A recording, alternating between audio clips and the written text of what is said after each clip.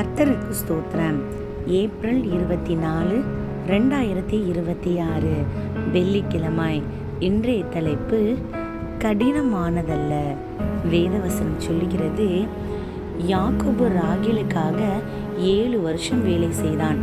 அவள் பேரில் இருந்த பிரியத்தினாலே அந்த வருஷங்கள் அவனுக்கு கொஞ்ச நாளாக தோன்றினது.